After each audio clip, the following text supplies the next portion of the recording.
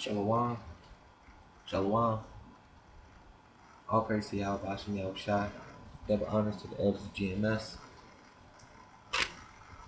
In today's lesson, I want to focus on the Thanksgiving and the reason why it happened.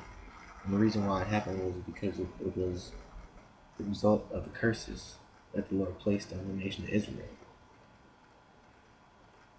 And this is not about the white man. It's not about last and white man and getting angry and all of that. It's just a simple edification for the nation. I'm going to get into it. This is Deuteronomy chapter 28, verse 1. So Deuteronomy chapter 28, verse 15. But it shall come to pass, if thou wilt not hearken unto the voice of the Lord thy power, to observe, to do all his commandments and his statutes which I command thee this day, that all these curses shall come upon thee and overtake thee. And part of the curses was being destroyed by the other nations, including Esau. Being raped, robbed, murdered, having the territory taken over, burning the records of our nation in the Most High. One of the curses that surely came upon all the Israelites, including the Native Americans, was Deuteronomy chapter 28, verse 49. The Lord shall bring a nation against thee from far, from the end of the earth. Now, what nation? Now, if you're over here on the other side of the earth, and you're a Native American, what other nation can come upon you from far, meaning the other side of the world? The Europeans, the Spaniards, the French, the Germans, the English, these so-called Edomites. From the end of the earth, as swift as the eagle flieth. As swift as the eagle flieth. What is the main symbol of almost every European country, including America? The eagle. The eagle was the symbol of Rome, the Roman Empire. It was a symbol of the Greek Empire. It was a symbol of of those days in the Renaissance in the 1400s, where France, Germany, Spain, England, Portugal, all those so-called European Edomite nations had the eagle as their symbol. Why? Because it was prophesied in the scriptures that a nation would come upon us from far, as swift as eagle flight. That's a prophecy that they're supposed to have the eagle as their national landmark, as their symbol.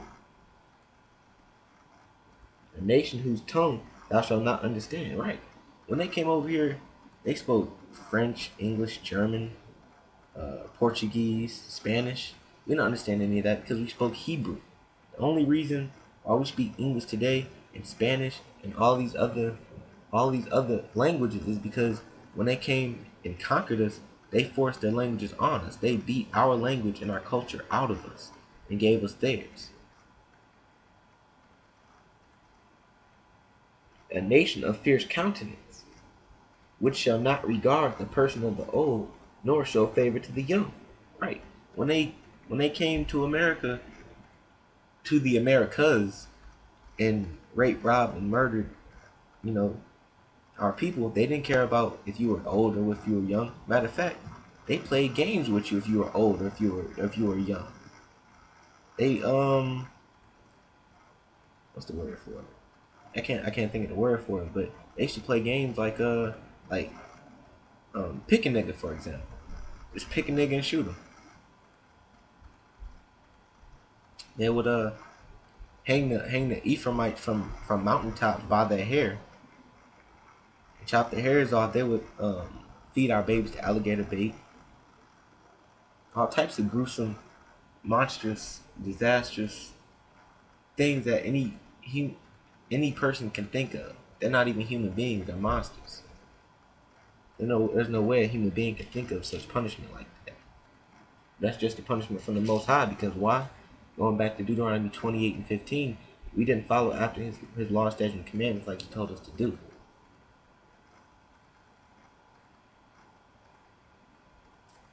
And that's why the so-called Thanksgiving massacre occurred. They when the Puritans came over here, um, their governor, William William Bradford, he wasn't the man that the history books portray him to be. He wasn't a righteous, God-fearing man.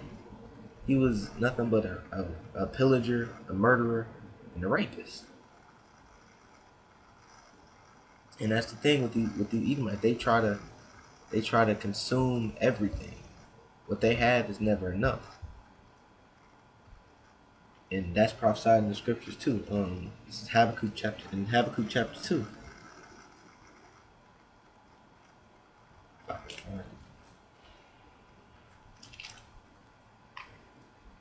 This is Habakkuk chapter 2, verse 4. Behold, his soul which is lifted up is not aright in him. Right. So no matter what these Edomites proclaim how good they are, their spirits aren't right. Their spirits are evil, if you will. And that's how the Most High created them to be, because they are that sword or that lash or belt or whip to whip Israel back in submission. These Edomites are our punishment. Assuming to Proverbs chapter 16 verse 4. Get that real quick. This is Proverbs chapter 16 verse 4. The Lord hath made all things for himself, yea, even the wicked for the day of evil. And who are the wicked? The Edomites. And what was the day of evil at that time? Thanksgiving. That day that these people so much celebrate and think they have so much to be faithful for, that was the day of evil that the Lord created the Edomites. That's one of the days of evil that the Lord created the Edomites for. The Lord put it in so-called Christopher Columbus's mind to come over to Hispaniola and torture the Taino and Boricua Indians, known as the Ephraimites, the Israelites of the tribe of Ephraim, of the nation of Israel. It was put in William Bradford's mind to come over to the Americas and destroy the habitation of the North American Indians. But just to get that straight, I just want to get this straight, that Thanksgiving and all the massacres that occurred, even though these Edomites are to blame, but ultimately the Israelites are to blame. The wicked ones of our nation are to blame for this. This is Habakkuk chapter 2, verse 4. Behold, his soul which is lifted up is not upright in him, but the just shall live by his faith. Yea, also because he transgresseth by wine, he is a proud man, neither keepeth at home. Right. They don't feel satisfied with keeping in their own estate, which is Europe, Britain, France, Germany, Spain, Portugal. But even those countries aren't even their own habitation. They stole that land from us, just like they stole the Americas from us. Their habitation are the caves. That's why they call themselves Caucasians. Caucasian comes from the Caucasus Mountains, and it means cave dweller. They weren't satisfied with that. So what do they do now? Neither keepeth at home who enlarges his desire as hell. Right, he can never have enough. Until the only way these Edomites will stop is if everything around them is destroyed. And even when everything around them is destroyed, they still won't stop. And it's as death, right? Their foot trail, if you will, is nothing but death. They leave nothing but a trail of death behind them everywhere they go. All you see is rape, rob, and murder everywhere they go, and cannot be satisfied. Right. So whatever these Edomites do, whatever blood that they spill, they're not satisfied with it, and they're gonna keep doing it. Because that's the spirit the Lord gave them. But gather unto him all nations, and heapeth unto him all people. Shall not all these take up a parable against him, and a taunting proverb against him, and say, Woe to him that increaseth that which is not his. Right? There's gonna come a time where all these other nations, the nation of Israel especially, is gonna rise up against the Edomites, and they're gonna be destroyed. How long? And to him that layeth himself with thick clay. That's it.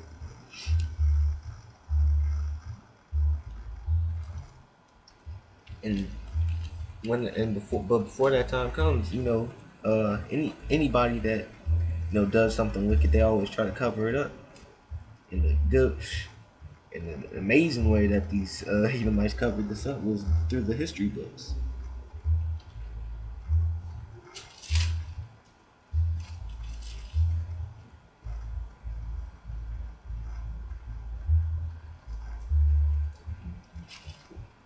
Yeah, the Lord sent them to do a simple job just to punish us for not following his law, statutes, commandments. And they went overboard with it because then that is never satisfied. Just a thousand people, their blood spilled, that's not enough. They have to kill everybody. They have to destroy everything. This is Zechariah chapter 1, verse 15. And I am very sore displeased with the heathen that are at ease. And you Edomites are the heathen that are at ease. Why? Because you're proud and you're wicked. And you think that whatever you do, nothing can stop you. For I was but a little displeased, but they helped forward the affliction. Right? They helped forward the affliction by, hanging us up in nooses, making us walk, making the North American Indians walk from New England, meaning New York, all the way to Oklahoma on the other side of the country with no shoes on in the dead of winter, feeding our babies to alligators. They did all types of wicked stuff that they didn't have to do. They went overboard with it, and for that, the Lord is going to destroy them. But that's the spirit that these Edomites have. They're thieves, and thieves do nothing but rape, rob, and murder. This is John chapter 10, verse 10.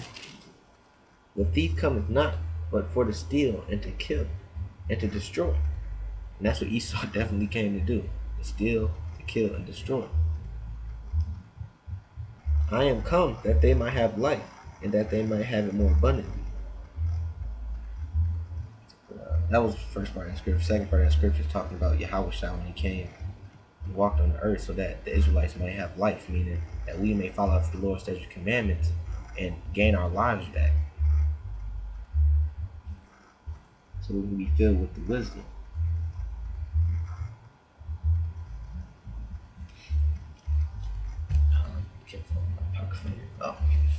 Next scripture I'm going to bring out is Ecclesiastes chapter 41, verse 7.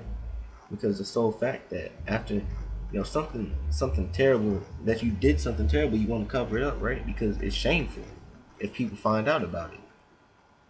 And they've been covering up the truth about Thanksgiving for hundreds of years. This all started back when the Puritans first came on the scene, and they destroyed our records. They destroyed, along with us, our records, meaning all our scrolls, all our books of the Lord, all our customs. They basically rewrote our customs for us. They told the world what we worship and how we dance, how we talk, how we go about thinking about things, everything. They rewrote our whole persona. This is Ecclesiastes chapter 41, verse 7. The children will complain of an ungodly father, because they shall be reproached for his sake. Right? Because like I said before, what happened on Thanksgiving Day is shameful. They don't want anybody to know about it, because if the whole world knew the truth, then nobody would celebrate Thanksgiving. The truth about this white man will come to fruition, and it'll be all out chaos. And everybody will be at his head. And that's not what he wants. So he covered it up. How did he cover it up? Through the history books. There's a famous quote